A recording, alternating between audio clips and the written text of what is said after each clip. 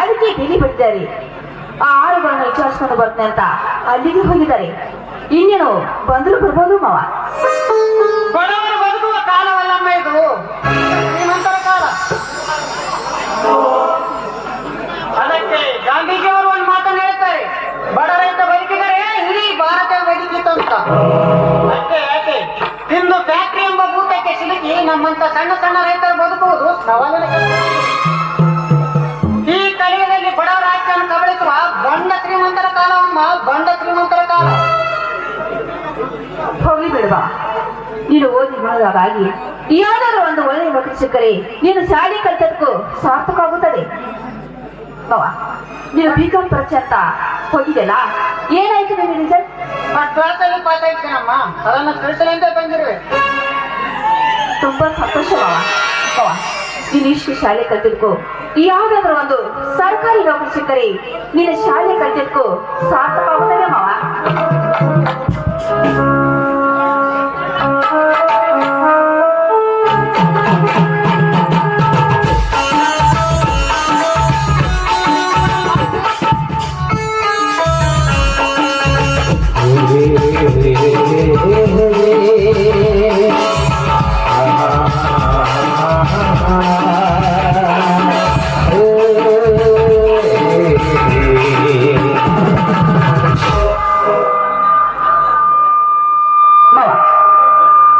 ಆದರೂ ನಿನ್ನನ್ನು ಆ ದೇವರು ಚೆನ್ನಾಗಿಟ್ಟಿರ್ಲಿ ಮಾವ.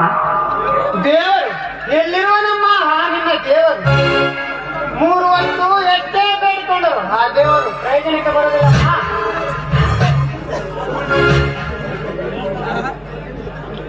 ನಮ್ಮ ಬಡವರ ಕಷ್ಟ ಕೇಳಿದರು ಕೇಳಲಾಗ ಕುಳಿತು ಬಿಟ್ಟಿದ್ದಾನೆ ಆ ನಿನ್ನ ದೇವರು.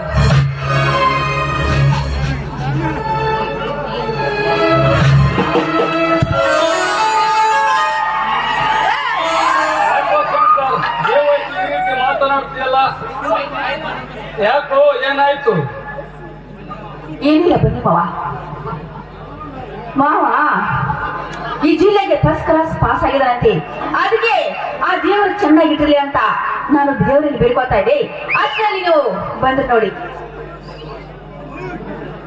ನೋಡು ಶಂಕರ್, ಎಲ್ಲವರೆಯನ್ನು ಆ ದೇವರು ಬರುವುದಾದರೆ ಈ ಭೂಮಿ ಮೇಲೆ ನಾವೇಕೆ ಮನುಷ್ಯರಾಗಿ ಹುಟ್ಟಬೇಕಾಗಿತ್ತು?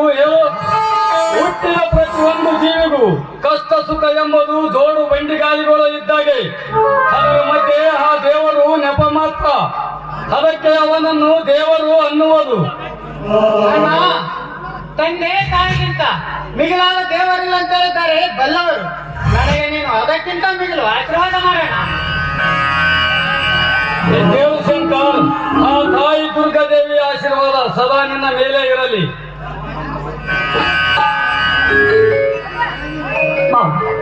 ನೀನು ಅನುಗುಣವಾಗಿ ಶಾಲೆ ಕಲಿತಿದ್ಕೋ ಒಂದು ನೌಕರಿ ಸಿಕ್ಕರೆ ನಮಗಂತ ತುಂಬಾ ಸಾರ್ಥಕ ಆಗುತ್ತದೆ ಮಾವ. ನೌಕರಿ ನಮ್ಮಂತ ಬಡವರಿಗೆ ಎಲ್ಲಿಂದ ಸಿಗಬೇಕಮ್ಮ ನೌಕರಿ? ಈ ಅಡಗಟ್ಟುಕೊಳ್ಳುತ್ತ ನಾಡುತ್ತಿರುವ ರಾಜಕೀಯ ಎಂಬ ರಾಕ್ಷಸ ತುಂಬಿಕೊಂಡಿರುವಾಗ ನಮ್ಮಂತ ಬಡವರಿಗೆ ಎಲ್ಲಿಂದ ಬರಬೇಕು ನೌಕರಿ? ಯಾಕೋ ಶಂಕರ್ ಹೀಗೆ ಹೇಳ್ತೀಯ? ನೌಕರಿಯನ್ನು ತೆಗೆದುಕೊಳ್ಳಲಿಕ್ಕೆ ನಿನಗೇನು ಸಹಾಯ ಬೇಕಿದ್ದರೂ ಕೇಳು, ಮಾಡಲಿಕ್ಕೆ ನಿನ್ನ ಅಣ್ಣ ಅರ್ಜುನ ಇಲ್ಲವೇ? ಅಣ್ಣ, ಹಾಲು ಹಾಕಿದ್ದೀರಿ ಅಂದರೆ ಇಡೀ ಗಾಳಿಟ್ಟು ಅದರ ಹಸಿವನ್ನು ನಿಲ್ಲಿಸಬಹುದು ನಮ್ಮಂತ ಬಡವರು. ಆದರೆ ಹಾನೇ ಹಾಕಿದುಕೊಂಡು ನಿಂತರೆ ಅದರ ಹಸಿವನ್ನು ನಿಲ್ಲಿಸಲು ನಮ್ಮಂತ ಬಡವರ ಕೈಯಲ್ಲಿ ಸಾಧ್ಯವಿಲ್ಲ.